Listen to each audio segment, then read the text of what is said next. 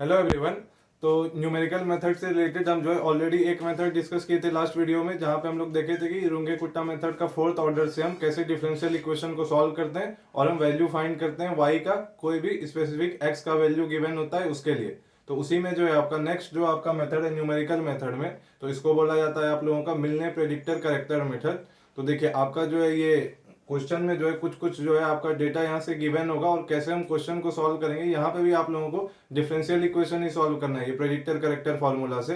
तो I think आप लोग last semester I think second same में जो है आप लोग ऑलरेडी ये फॉर्मूला देखे होंगे, लेकिन वहां पे जो आपको डिफरेंशियल इक्वेशन रहता था दिया हुआ, तो वो फर्स्ट ऑर्डर का था दिया हुआ। तो यहाँ पे आप लोगों का सेकेंड ऑर्डर का डिफरेंशियल इक्वेशन होगा, तो थोड़ा सा कैलकुलेशन वाला पार्ट थोड़ा सा उसमें और एड ऑन करना पड़ता है, और फॉर्मूला जो है वही रहता है आपका जो आप लोग पहले पढ़े थे। तो वही फॉर्मूला को आपको वापस से याद करना पड़ेगा और वापस से वही फॉर्मूला यहाँ पे रिपीट होगा, बस थोड़ा सा एक्स्ट्रा कैलकुलेशन वाला पार्ट में जो है क्या ऐड होगा वो भी समझेंगे। तो देखिए जैसे कि सबसे पहले हम लोग जो है वहां पे यानी रुंगे कुट्टा मेथड में हम लोग क्या किए थे, कंसिडर किए थे कि आपका जो है dy by dx equal to z. तो यहाँ पे भी कंसीडर करना है कि dy by dx equal to z. ये आपका मॉडल पेपर का ही क्वेश्चन है, सेट 2 का 10A है।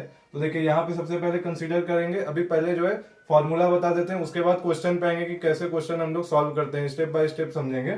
फिलहाल हम पहले देखते हैं फॉर्मूला क्या होता है। तो देखिए सबसे पहले आप लोगों को क्या करना है, कंसीडर करना है कि dy by dx equal to z. ऐसा कीजिएगा तो यहाँ से आपको क्या मिल जाएगा, d2y by d x square equal to क्या हो जाएगा आपका। देखिए अगर dy बाई डी एक्स अगर आपका z है, इसी को एक और बार डिफरेंशिएट कर दिए दोनों तरफ x के रिस्पेक्ट में, तो यहाँ से क्या आ जाएगा d2y by d x square equal to dz by d x.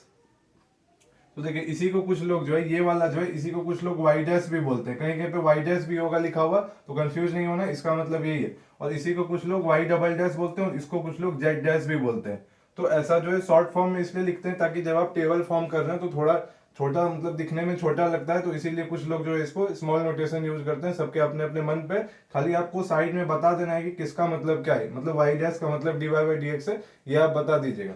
उसके बाद देखिए ये कंसीडर करने के बाद आपका क्या रहेगा, आपका क्वेश्चन में जो है कुछ डेटा गिवन होगा, तो उस डेटा को जो है हम पहले अगर टेबल के फॉर्म में पहले से दिया है तो टेबल के फॉर्म में उसको कॉपी पेस्ट कीजिए, नहीं दिया है तो उसको टेबल के फॉर्म में लिखते हैं। टेबल के फॉर्म में इसलिए लिखते हैं ताकि वो देखने में अच्छा लगे, और जब आपको जिस भी वैल्यू का जरूरत पड़े तो उस वैल्यू को आप टेबल से देख करके वापस से जो है नोट करके जो भी वैल्यू है आपका, और फर्दर आप आगे जो है प्रेडिक्टर और करेक्टर फॉर्मूला में जो जो आपको वैल्यू चाहिए वो आप ऑलरेडी वहां पे सब्स्टिट्यूट कर सकते हैं।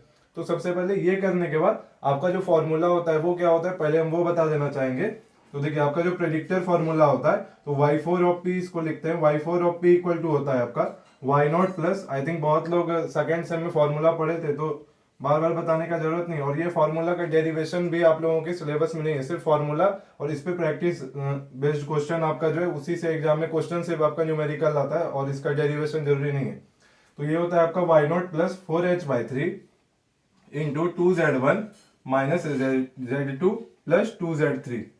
तो अब z1 z2 z3 क्या है वो हम जब क्वेश्चन सॉल्व करेंगे तब आप लोगों को समझ में आएगा, पहले हम फॉर्मूला बता दे रहे हैं। इसके जस्ट बाद हम क्या करते हैं, y4 ऑफ p फाइंड करने के बाद हम लोग z4 ऑफ p फाइंड करते हैं। तो z4 of p equal to होता है आपका, देखिए जो भी है आपका फॉर्मूला बस इसी का जो है आपको इसी तरह से नीचे में कॉपी करना है, सिर्फ आपको नोटेशन चेंज करना है। जैसे यहाँ पे देखिए y4 ऑफ p अगर था तो y0 लिखे थे, तो यहाँ पे आप z0 लिख दीजिए। तो z0 प्लस 4h/3, h यहाँ पे भी क्या स्टेप साइज है, आपको दो x के वैल्यूज का जो है आपस में डिफरेंस फाइंड कर लेना है। जैसे यहाँ पे देखिए 0, फिर 0 के बाद 0.1 0.2, तो कितना से बढ़ रहा है, 0 से 0.1 0.1 का डिफरेंस है, तो h 0.1 हो जाएगा। तो ऐसे ही आप लोगों को h फाइंड करना है, तो ये हो जाता है 4h/3। फिर देखिए एक्चुअली ये जो था आपका, देखिए ये जो है आपका z1 क्या है आपका, z1 क्या हो जाएगा y1 डैश हो जाएगा। आप चाहे तो इसको आप z1 की जगह पे y1 डैश भी लिख सकते हैं, कोई दिक्कत नहीं। तो जब आप यहाँ पे y के केस में आप यहाँ पे y1 डैश लिख रहे थे, तो z के केस में आप z के केस में यहाँ पे क्या लिखेगा z1 डैश। तो ये आपका फॉर्मूला क्या हो जाएगा 2z1 dash minus z2 dash plus 2z3 dash.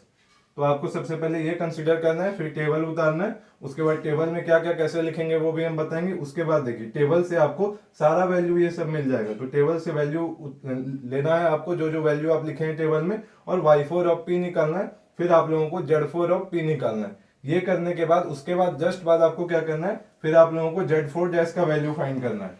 तो फिलहाल हम स्टेप बाय स्टेप बताते जा रहे हैं, क्वेश्चन जब सॉल्व करेंगे तो आपको क्लैरिटी मिल जाएगा। तो इसके बाद हम लोग Z4 डैश फाइंड करेंगे। तो Z4 डैश हम क्यों फाइंड करेंगे वो भी आपको बाद में पता चलेगा। इसके जस्ट बाद फिर हम क्या करेंगे, करेक्टर फॉर्मूला लगाएंगे। तो करेक्टर फॉर्मूला जो होता है आपका वो होता है y4 of c equal to, ये हो जाएगा आपका y2 plus h/3 into Z2 plus 4Z3 plus Z4।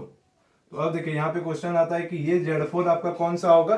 तो ये Z4 जो है आपका, ये Z4 अभी जस्ट इसके पिछले स्टेप में हम Z4 ऑफ P फाइंड किए थे, तो वही Z4 ऑफ P यहाँ पे लिखना है। क्वेश्चन सॉल्व करेंगे तो क्लियर हो जाएगा। इसके बाद देख लीजिए सिमिलरली Z4 ऑफ C आपका क्या हो जाएगा, Z4 of C equal to, बस ये आपका याद है तो इसी के आधार पे आप नीचे वाला भी लाइन लिख सकते हैं। क्या हो जाएगा, Z2 plus h/3 into Z2 dash plus 4 Z3 dash plus Z4 dash. तो देखिए अभी जस्ट आपने यहाँ पे जो Z4 डैश फाइंड किया, क्योंकि Z4 डैश का वैल्यू आपको टेबल में नहीं पता चल पाएगा, आपको यहाँ पे ही फाइंड करना है। तो यहाँ पे आप जो है Z4 डैश वैल्यू रखिएगा। तो ये हो गया आपका। अब देखिए अब क्वेश्चन में जो है आपका गिवन रहता है कभी कभी क्या कि आपको करेक्टर फॉर्मूला जो है कितने बार अप्लाई करना है, इसीलिए गिवन होता है ताकि आप जो है आंसर के और करीब पहुंच सके। कभी कभी लिख दिया जाएगा कि अप्लाई करेक्टर फॉर्मूला ट्वाइस, तो ये काम आपको 2 बार करना रहता है। आप पिछले सेम में भी किए थे। अगर आपका क्वेश्चन में नहीं भी मेंशन किया हुआ है तो भी आप लोगों को तो 2 बार करना ही चाहिए। और कभी कभी देखिए पता कैसे चलेगा कि आप जो है आंसर के मतलब कि अब रुक जाना है आपको। कभी कभी देखिए बहुत लोगों को नहीं समझ में आ रहा है क्या करना है, तो 2 बार एटलीस्ट अप्लाई कीजिए। और अगर आपका जब आप फर्स्ट टाइम करेक्टर फॉर्मूला लगाए और सेकेंड टाइम भी करेक्टर फॉर्मूला लगाए, और देखिए y4 ऑफ c का वैल्यू यहाँ पे मान लीजिए आ रहा था 1.1234, और यहाँ पे जो है आपका सेकेंड टाइम जब आप अप्लाई किए तो यहाँ पे भी आ रहा था 1.1233 मान लेते हैं, कुछ ऐसा आ रहा था। तो समझ जाइए कि अब जो है आपको आगे करने का, आगे दोबारा फॉर्मूला को रिपीट करने का जरूरत नहीं है, क्योंकि ये जो है अब आपका जो है आंसर में देखिए आप डेसिमल के बाद कंपेयर कीजिए, बहुत ही कम डिफरेंस है, यानी आप आंसर के बेहद करीब है। और अब जो है आपको फर्दर फॉर्मूला अप्लाई करने का जरूरत नहीं है। तो ये आपका फॉर्मूला वाला पार्ट था। तो अब हम क्वेश्चन पे आते हैं और देखते हैं कि क्वेश्चन हम कैसे सॉल्व करेंगे। तो देखिए ये एक्चुअली श्योर शॉर्ट क्वेश्चन है कि ऐसा क्वेश्चन आपके एग्जाम में 6 मार्क्स का आता है ये हर एक बार। तो आपको जो ये अच्छे से करके जाना है और कैलकुलेटर पे आपको भरोसा करना होगा। वैल्यू जो है अच्छे से आप उतारिए टेबल के फॉर्म में, और जो है कैलकुलेटर में भी आप अच्छे से टाइप कीजिए वैल्यू। और आपको स्पेशली जो है आप लोगों को, बहुत लोग बोर्ड मार्क्स से भी रिलेटेड गलती करते हैं, तो वो भी आप लोगों को ध्यान देना है। तो देखिए सबसे पहले जो हमारे पास वैल्यू है उसको हम टेबल के फॉर्म में लिख लेते हैं। तो देखिए आपका क्या क्या वैल्यू गिवन है वो हम देख लेते हैं। तो देखिए सबसे पहला जो आपका ये सबसे पहला रो बनेगा वो हम x के लिए बनाने जा रहे हैं। तो ये वाला जो है आपका वो x के लिए है। उसके बाद फिर हम लोग y के लिए देखेंगे। तो देखिए x के लिए जो है आपका वैल्यूज क्या क्या है वो हम देखते हैं। तो देखिए ये जो है आपका ये y ऑफ कुछ नहीं, ये आपका x ही है। तो ये आपका क्या है, सबसे फर्स्ट पॉइंट जो है आपका ये है x0 y0, फिर आपका x1 y1, इसी तरह से x2 y2 x3 y3। तो आपका जो इनिशियल वैल्यू है x का स्टार्टिंग वैल्यू बोलिए, तो ये x0 इक्वल टू क्या है आपका 0 दिया हुआ है। उसके बाद देखिए आपका x1 इक्वल टू 0.1 है, फिर आपका x2 इक्वल टू है आपका 0.2, और आपका x3 इक्वल टू है 0.3। और देखिए x4 पे ही आपको वैल्यू पूछा है कि कितना आएगा, मतलब y ऑफ 0.4 ही पूछा गया है। यानी जब आपका x4 इक्वल टू 0.4 है तो y4 आपका क्या आएगा, मतलब y4 of c he find करना है। तो उसके लिए आपको एक्स्ट्रा जो है यहाँ पे कॉलम ऐड नहीं करना है। तो यहाँ तक हो गया आपका, जो वैल्यू था उसको हम टेबल के फॉर्म में लिख रहे हैं। उसके बाद अब आपको y का बनाना है। तो जब आपका x0 इक्वल टू 0, तो इसके करस्पॉन्डिंग y0 क्या है, देखिए यहाँ पे दिया हुआ है क्या है, y0 इक्वल टू 1 है। तो जो जो वैल्यू आपको मिलते जा रहा है आप उसको पहले टेबल के फॉर्म में लिख लीजिए। उसके बाद देखिए आपका y1 क्या है आपका y1 इक्वल टू है 1.1103। उसके बाद फिर आपका y2 है आपका 1.2427, और फिर जो है आपका y3 है आपका क्या है 1.399। तो सारा वैल्यू आप लोगों को ध्यान से उतारना है टेबल में। उसके बाद देखिए अगेन आपका कुछ और वैल्यू दिया हुआ है। तो देखिए ये आपका क्या है y डैश है, और अभी हम जस्ट बताए थे कि dy बाई dx, इसी को हम क्या बोलते हैं, इसी को हम y डैश भी बोलते हैं, इसी को हम क्या कंसीडर करते हैं, z। तो नेक्स्ट जो आपका कॉलम बनेगा ये जो है y डैश बोलिए, या फिर y dash equal to z हम यहीं पे लिख देते हैं समझाने के लिए। तो ये आपका जो है z के लिए कॉलम बनेगा। तो देखिए यहाँ पे आपका यानी z नॉट आपका क्या हो जाएगा, देखिए x इक्वल टू 0 पे z का वैल्यू क्या है 1 है, क्योंकि y डैश को ही हमने z कंसीडर किया है। तो ये आपका z नॉट इक्वल टू क्या हो जाएगा 1। फिर z1 इक्वल टू क्या है आपका Z1 इक्वल टू है आपका 1.2103, 1.2103। उसके बाद देखिए ये आपका क्या है, Z2 हो जाएगा, ये क्या है आपका 1.4427, और फिर उसके बाद आपका 1.699, तो ये आपका है Z3। तो ये तो हो गया। देखिए ये तो आपका जो है इतना सा आपका क्वेश्चन में गिवन होगा, तो इसको तो सबसे पहले आपको टेबल के फॉर्म में बना लेना है। लेकिन अभी जब आप वीडियो के शुरुआत में देखे होंगे कि हम फॉर्मूला बताए थे, तो वहां पे तो आपको जो है फॉर्मूला में जब आप Z4 ऑफ P फाइंड कर रहे थे, तो उसके लिए तो आपको Z1 dash, Z2 dash, Z3 dash भी चाहिए, लेकिन वो तो आपका क्वेश्चन में गिवन ही नहीं है, तो उसके लिए आपको खुद ही फाइंड करना होगा। उसके लिए आपको क्या दिया हुआ होगा, डिफरेंशियल इक्वेशन गिवन होगा। तो देखिए ये वाला जो डिफरेंशियल इक्वेशन है, जब आपने y dash equal to dy by dx consider कर लिया, तो इसको आप यहां से क्या लिख सकते हैं, d2y बाई dx स्क्वायर, और इसी को आप y डबल डैश भी कर सकते हैं, इक्वल टू क्या हो जाएगा आपका dz बाई dx। अभी जस्ट बताए थे शुरू में ये कैसे हुआ, एक और बार डिफरेंशिएट कर दीजिए, तो ये आपने कंसीडर किया है, और इसी को इक्वल टू हम क्या लिख सकते हैं, z डैश। तो देखिए अब देखिए आप क्वेश्चन पे ध्यान दीजिए, तो इस डिफरेंशियल इक्वेशन को आपको z के फॉर्म में लिख देना है, क्योंकि आपको जो है एक और कॉलम यहाँ पे बनाना है, किसके लिए, z डैश के वैल्यू के लिए। तो ये जो है आपका d2y by dx square, d2y by dx square ये किसके इक्वल है, z डैश के इक्वल है। तो z डैश इक्वल टू क्या हो जाएगा, z डैश इक्वल टू 1, तो 1 तो आपका 1 ही रहेगा, 1 प्लस dy बाई dx की जगह पे हम क्या कंसिडर किए, z। तो ये जो है आप लोगों का ये z डैश के लिए इक्वेशन मिल गया। तो अब देखिए अब आप लोगों को एक और कॉलम बनाना है z डैश के लिए। तो ये कॉलम में आपको कैसे वैल्यू आएगा, इक्वेशन आपको पता है, तो उसी इक्वेशन में जो है उसी की इक्वेशन की हेल्प से आप वैल्यू फाइंड कीजिए। तो z डैश इक्वल टू आपका क्या आया है, z dash equal to 1 plus z। तो ये यहाँ पे क्या वैल्यू आ जाएगा, 1 प्लस, आप जस्ट इसके ऊपर देखिए z वाला आपका कॉलम बना हुआ है, तो ये आपका क्या हो जाएगा 1 प्लस z। तो 1 प्लस z नॉट आपका क्या है 1, तो ये आपका क्या हो जाएगा 2, ये वाला इक्वेशन से। तो ये बहुत ही सिंपल है, आपको 1 ऐड करते जाना है जस्ट ऊपर में, तो ये आपका क्या आ जाएगा 2.2103। ये तो ऐड करना बहुत ही सिंपल है, 2.4427, और ये हो गया 2.699। तो ये आपका क्या था, इसको हम लिख भी देते हैं, ये है आपका z not dash, z1 dash, ये है आपका z2 डैश, थोड़ा सा स्पेस कम है लेकिन आई थिंक आप लोगों को समझ में आ रहा होगा, और ये आपका z3 डैश।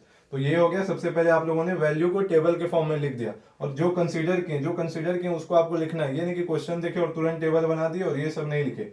एक्चुअली अगर एग्जामिनर का ध्यान अगर आपका मतलब डिटेल में पूरा कॉपी चेक करेगा तो आपका मार्क्स इजिली कट कर सकता है, अगर आपने वो बताया नहीं कि हमने ये कंसीडर किया है। तो ये आपका टेबल के फॉर्म में बन गया। तो फिलहाल स्पेस कम है तो इसको हम ये वाला पार्ट इरेज कर दे रहे हैं।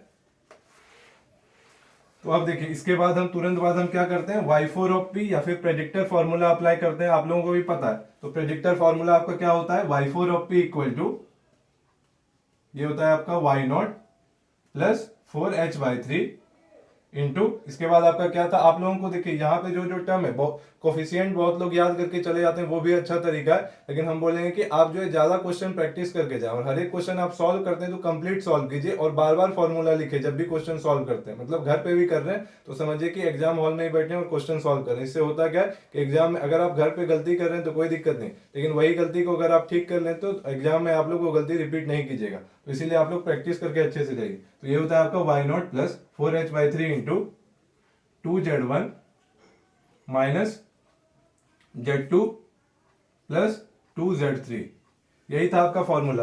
अब देखिए अब आप टेबल में देखिए और सारा वैल्यू बस उठा करके यहाँ से आपको यहाँ पे कॉपी पेस्ट करना है, और कैलकुलेटर की हेल्प से आप लोगों को वैल्यू कैलकुलेट करना है। तो देखिए y नॉट आपका क्या है, y नॉट है 1 प्लस 4 इंटू, अभी जस्ट बताया h हम कैसे फाइंड करते हैं, x का सेट ऑफ वैल्यूज देखिए और दो x के बीच का डिफरेंस देखिए, 0.1 माइनस 0, तो डिफरेंस कितना है आपका 0.1 का, तो ये h हो गया 0.1 बाई 3 इंटू 2 z1 आपका क्या है, देखिए z1 है आपका 1.2103, 1.2103 माइनस z2, तो z2 क्या है आपका 1.4427, तो ये हो गया 1.4427 प्लस फिर क्या है आपका 2 इंटू z3, तो ये क्या हो जाएगा 2 इंटू, और z3 आपका क्या है 1.699, तो ये हो गया आपका 1.699। तो हम ऑलरेडी कैलकुलेट करके रखे हैं, आप लोगों को भी कैलकुलेटर में आपको वेरीफाई करते जाना है, जो मेरा वैल्यू आया है आप लोग खुद भी वेरीफाई कीजिएगा। तो ये जो आया है आपका, ये आ रहा होगा आपका 1.5835, ये आ रहा होगा आपका 1.5835, तो ये क्या हो गया आप लोगों का, ये y4 ऑफ p का वैल्यू आया है। आप लोग भी अच्छे से देख लीजिए, क्योंकि हम इसी पे इरेज करके दोबारा इसके बाद हम जस्ट बात क्या करते हैं, z4 ऑफ p फाइंड करते हैं। तो इसके बाद हम लोग z4 ऑफ p फाइंड करेंगे, तो वो देखते हैं कितना आता है। तो देखिए आपको पता है z4 ऑफ p और y4 ऑफ p का फॉर्मूला में क्या डिफरेंस होता है, बस आपका जो है कुछ कुछ सिंबल और नोटेशन चेंज हो रहा होता है। तो z4 of p equal to क्या हो जाएगा, z0 प्लस 4h/3 इंटू ये आपका देखिए यहाँ पे अब आपका जो है 2z1 डैश आ जाएगा minus z2 dash plus 2z3 dash. तो देखिए अगेन आप टेबल में देखिए और सारा वैल्यू को उठा के बस कॉपी पेस्ट करना है, उसके बाद कैलकुलेटर की हेल्प से कैलकुलेट कर दीजिए। तो z0 आपका क्या है, 1 है, तो 1 प्लस 4 इंटू एच कितना था आपका 0.1/3, एच आपका 0.1 था, फिर 2 into z1 dash, z1 dash आपका क्या आया है 2.2103, 2.2103 माइनस z2 डैश, ये क्या है आपका 2.4427, 2.4427 प्लस 2 इंटू फिर है आपका z3 डैश, तो ये है आपका 2.699, 2.699। जब आप इसको कैलकुलेट कीजिएगा तो ये वैल्यू आपका जो आ रहा होगा, हम डायरेक्ट लिखने जा रहे हैं, ऑलरेडी कैलकुलेट करके रखे हैं। तो ये वैल्यू आप लोगों का आ जाएगा 1.9835, 1.9835। तो देखिए ये हो गया आपका z4 ऑफ p फाइंड कर लिए। तो इसके जस्ट बाद हम क्या करते हैं, z4 डैश फाइंड करते हैं। क्यों फाइंड करते हैं, क्योंकि जब आप लोग z4 ऑफ c फाइंड कीजिएगा तो उसका फॉर्मूला में z4 डैश चाहिए होता है। और आप लोग यहाँ पे z4 ऑफ p भी लिख लीजिए साइड में, क्योंकि अब जो है आप y4 ऑफ c का आप जो है अभी फॉर्मूला अप्लाई कीजिएगा तो उसमें आप लोगों को z4 चाहिए, और वो कौन सा z4 हम लेंगे, जो z4 ऑफ p अभी आया है अभी जस्ट, तो उसी हम z4 ऑफ p को कंसिडर करेंगे। तो इसीलिए हम यहाँ पे z4 ऑफ p का वैल्यू लिख लेते हैं। तो ये आपका क्या आया है, ये है आपका 1.9835। तो ये करने के बाद फिर हम क्या करेंगे, इसके बाद तुरंत बाद हम लोग z4 डैश फाइंड कर लेते हैं। तो देखते हैं z4 डैश आपका क्या हो जाएगा, वो भी देखते हैं। तो देखिए z4 डैश इक्वल टू क्या हो जाएगा, z4 dash equal to, equation देखिए यहाँ पे था आपका z डैश इक्वल टू क्या था 1 प्लस z था। तो बस हम क्या किए, बस समझाने के लिए बता रहे हैं कि यहाँ पे आप सबस्क्रिप्ट में 4 लगा दिए, तो ये आपका क्या हो जाएगा इक्वल टू 1 प्लस, यहाँ पे भी z था तो यहाँ पे भी सबस्क्रिप्ट में 4 लगेगा, तो 1 प्लस z4। और z4 यहाँ पे कौन सा लेंगे, देखिए टेबल में आपका z4 कहीं नहीं था, z3 तक ही था। तो z4 अभी जस्ट आपने जो z4 ऑफ p का वैल्यू फाइंड किया यही आप लीजिएगा, यानी 1 प्लस 1.9835। तो ये आपका क्या हो जाएगा 2.9835। तो ये किसका वैल्यू हो गया, ये हो गया आप लोगों का z4 डैश का वैल्यू। तो ये भी हम लिख लेते हैं, क्योंकि यहाँ पे अगेन हम जो है करेक्टर फॉर्मूला अप्लाई करने वाले हैं। तो आपका z4 डैश का क्या वैल्यू आया है, z4 डैश इक्वल टू 2.9835। इसके तुरंत बाद हम क्या करते हैं, फिर हम करेक्टर फॉर्मूला अब हम अप्लाई करेंगे। तो करेक्टर फॉर्मूला आप लोगों का क्या होता है, पहले हम क्या करेंगे y4 ऑफ c फाइंड करेंगे। और देखिए यहाँ पे आप लोगों को मेंशन नहीं किया है कि कितना बार करेक्टर फॉर्मूला अप्लाई करना है, तो इसीलिए जो है आपको बाय डिफॉल्ट अगर नहीं भी बोला गया है तो कम से कम 2 बार आप लोगों को करना ही है। तो y4 of c equal to क्या होता है, y2 प्लस h/3 इंटू, देखिए कोफिशियंट आप लोगों को अच्छे से याद रखना है। फिर उसके बाद क्या होता है z2 plus 4z3 plus z4। तो यहां से अब आप टेबल देखिए और सारा वैल्यू उठा के यहाँ पे रख दीजिए। तो आपका देखिए y2 क्या है 1.2427 प्लस फिर h आपका क्या है 0.1/3, फिर z2 आपका क्या है 1.4427 प्लस 4 इंटू फिर आपका z3 क्या है 1.699 प्लस z4। अब देखिए z4 ऑफ p आपने जस्ट फाइंड किया था, तो यही वाला z4 आपको यहाँ पे रखना है। तो ये आपका क्या है 1.9835। तो अब आप कैलकुलेटर की हेल्प से इसको कैलकुलेट कीजिए, तो जो वैल्यू आ रहा है वो हम लिखने जा रहे हैं। तो ये वैल्यू आपका आ रहा होगा 1.58344, 1.58344। तो ये आपका क्या वैल्यू है, जब आप first time character formula apply किए तो आपका जो है वैल्यू आ रहा है y4 ऑफ c का, यह क्या आ रहा है 1.58344। तो इसके बाद आपको क्या करना है z4 ऑफ c का वैल्यू निकालना है, क्योंकि हम लोग 2 बार यहाँ पे करेक्टर फॉर्मूला अप्लाई करने जा रहे हैं। तो ये आपका y4 ऑफ c था। तो अगेन अब जब आप दूसरा बार भी करेक्टर फॉर्मूला अप्लाई कीजिएगा तो जो आपका वैल्यू आ रहा होगा वो इसी के नजदीक आना चाहिए। हम आपको पहले भी बता चुके हैं ऐसा। तो अब हम क्या करेंगे, अब हम z4 ऑफ c का फॉर्मूला अप्लाई करेंगे। तो देखिए z4 ऑफ c बस थोड़ा सा ही चेंजेस करना है सिर्फ नोटेशन वाले पार्ट में। तो z4 of c equal to क्या हो जाएगा z2, और जहां जहां पे आपका यहाँ पे बस इसके बाद क्या कीजिए, आप टेबल देखिए और सारा वैल्यू सब्स्टिट्यूट कर दीजिए। तो देखिए Z2 आपका क्या है 1.4427, 1.4427 प्लस 0.1/3, फिर आपका Z2 डैश आपका क्या है 2.4427, 2.4427 प्लस 4 इंटू Z3 डैश, वो क्या है आपका 2.699, 2.699 plus Z4 dash, Z4 dash का भी देखिए हम वैल्यू फाइंड किए थे, क्या आया है आपका 2.9835, तो ये आपका क्या हो गया 2.9835। तो यहां से जो है आप लोगों का Z4 ऑफ C क्या आ रहा होगा वो सारा वैल्यू हम रख चुके हैं। अब जो वैल्यू आ रहा होगा फाइनल आंसर वो हम लिखने जा रहे हैं। तो Z4 ऑफ C जो है आपका आ रहा है 1.98344, 1.98344। इससे पहले भी आपका Z4 ऑफ P आपका देखिए, आप कंपेयर भी कर सकते हैं कि दोनों वैल्यू के बीच में बहुत ही कम का अंतर है, यानी आप डेसिमल के बाद देखिए 2-3 प्लेस तक आपका वैल्यू सेम है, फिर ये आपका 4 है और ये 5 है, यानी जो है आप अभी तक सही जा रहे हैं। कैलकुलेशन वाला पार्ट भी अगर ठीक है, अगर ऐसा होने लग जाए, अगर आपने वैल्यू ठीक से उतारा है और फॉर्मूला सही अप्लाई किया है तो देखिए अब जो है आपका Z4 ऑफ C ये आया है आपका, तो आपने जो Z4 लिखा है आप उसको भी साथ में अपडेट करते जाइए। तो अब जो है Z4 आपका क्या हो जाएगा, ये हो जाएगा, यानी 1.9835 की जगह पे आप 44 कर दीजिए, तो ये हो गया अब आपका Z4। तो Z4 अब ये हम क्यों लिखे नया अपडेटेड वैल्यू, क्योंकि आपको जो है मोर प्रिसाइज वैल्यू लिखना है। तो आपको मोर प्रिसाइज वैल्यू कैसे फाइंड कीजिएगा, जितना ज्यादा बार आप कैरेक्टर फॉर्मूला अप्लाई कीजिएगा तो हमेशा आपको Z4 का भी वैल्यू चेंज करना होगा, क्योंकि Y4 ऑफ C में जो है आपका यहाँ पे Z4 भी आता है, और Z4 का वैल्यू आपका बाकी सब तो क्योंकि फिक्स रहता है, बाकी सब वैल्यू आपके टेबल में होगा ऑलरेडी, सिर्फ यही वैल्यू आपका लगातार अपडेट होगा, और उसी अपडेट होने की वजह से आपका Y4 ऑफ C भी चेंज होते रहेगा। तो इसके बाद हम क्या करते हैं, इसके बाद अगेन हम second time character formula apply करने जा रहे हैं, और सेकेंड टाइम जब आप कैरेक्टर फॉर्मूला अप्लाई कीजिएगा तो इस बार सिर्फ आप लोगों को Y4 of C he find करना है, Z4 ऑफ C नहीं। लेकिन अगर आप लोगों को थर्ड टाइम अप्लाई करना होगा तो अगेन आपको Y4 ऑफ C भी फाइंड कीजिए, Z4 ऑफ C, और Z4 ऑफ C के लिए Z4 डैश भी फिर से अपडेट करना होगा। फिर अगेन आप Z4 ऑफ C जो यहाँ पे आया सेकेंड टाइम वो यहाँ पे लेके फिर आप थर्ड इटरेशन में आपको फिर Y4 ऑफ C फाइंड करके रुक जाना है। लेकिन आई थिंक क्वेश्चन में ऐसा बोला नहीं जाता है, 2 बार से ज्यादा नहीं बोलेगा। इसके बाद हम क्या करेंगे, अगेन हम second time character formula apply करेंगे। तो फॉर्मूला आप लोगों को पता है Y2 plus H/3 into Z2 plus 4Z3 plus Z4। तो देखिए आपका फॉर्मूला में देखिए सारा वैल्यू सेम ही है, सिर्फ ये वाला ही वैल्यू हमेशा चेंज होगा। इस वैल्यू चेंज होने के कारण आपका Y4 ऑफ C भी चेंज होगा, क्योंकि बाकी सारा का सारा वैल्यू आपका एज इट इज जो टेबल में है वही हम यहाँ पे कॉपी पेस्ट कर रहे हैं। तो Y2 आपका क्या था, Y2 है 1.2427 प्लस 0.1/3 इंटू Z2 आपका क्या है, Z2 है 1.4427, 1.4427 प्लस 4 इंटू फिर आपका देखिए Z3 आपका क्या है 1.699,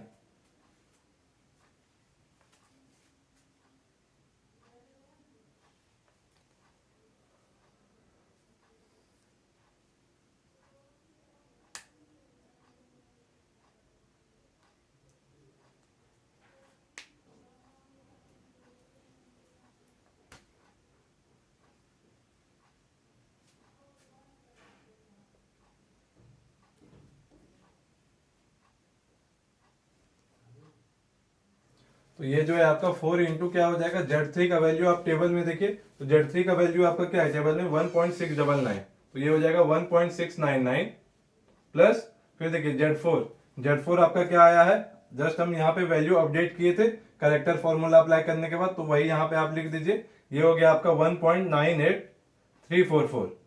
और जब आप इसको कैलकुलेट कीजिएगा तो ये वैल्यू आपका आ रहा होगा, ये आ रहा है आप लोगों का 1.583438, 1.583438। तो यही जो है आप लोगों का Y4 ऑफ C हो जाएगा। जब आप second time character formula apply कर दिए तो Y4 ऑफ C क्या आ गया 1.583438। आप चाहें तो आपको 4 ही डेसिमल कंसीडर करना है, एग्जाम में भी आप लोगों को डेसिमल के बाद 4 डिजिट तक ही आप लोगों को कंसीडर करना है वैल्यू। तो आप चाहें तो इसको 1.5834 भी लिख सकते हैं। तो यहां से आपका जो है क्वेश्चन में क्या पूछा गया था आप लोगों को, Y ऑफ 0.4 फाइंड करने के लिए, और ये आपका क्या हो जाएगा 1.5834। तो यही जो है आप लोगों का फाइनल आंसर हो जाएगा। क्योंकि क्वेश्चन में मेंशन नहीं किया है कि कितना बार करेक्टर फॉर्मूला लगाना है, तो इसीलिए by default 2 bar he apply करना चाहिए और हम भी वही किए। और देखिए आपका जो सेट 1 का क्वेश्चन है, ये आपका सेट 2 का क्वेश्चन नंबर 10A था, तो सेट 1 का क्वेश्चन में आपका क्या है, सेट 1 का क्वेश्चन में जो आपका वैल्यू दिया हुआ है, तो उसमें देखिए यहाँ पे जो y2 का जो वैल्यू दिया है, उसके बाद फिर इक्वल टू साइन भी मतलब पीडीएफ में वो जो आपका है उसमें दिख नहीं रहा है, और उसके बाद जो है आपका सिर्फ y2, फिर उसके बाद डायरेक्ट डेसिमल वैल्यू दिया हुआ है और सेमी वैल्यू है दिया हुआ, बाकी सारा का सारा वैल्यू सेम है आपका, मतलब यहाँ तक कि डिफरेंशियल इक्वेशन भी सेम है। एक तरह से कह सकते हैं कि क्वेश्चन रिपीट किया हुआ है, सिर्फ आपका यहाँ पे जो है कंफ्यूजन है कि यहाँ पे 0.2427 दिया है कि 1 पॉइंट होगा, क्योंकि वो वाला पार्ट वो दिख ही नहीं रहा है ठीक से। और जो उसके बाद ये वाला वैल्यू है, तो ये वाला वैल्यू में 399 के जगह पे आपका 344 दिया हुआ है, तो आप लोग चाहें तो उस वैल्यू के लिए आप लोग कैलकुलेट कर सकते हैं, यही तरीका रहता है। लेकिन हम जो है सिर्फ इसी क्वेश्चन को सॉल्व किए, तो इस वीडियो को यहीं तक रहने देते हैं, नेक्स्ट वीडियो में कुछ और क्वेश्चन डिस्कस करेंगे। Thank you.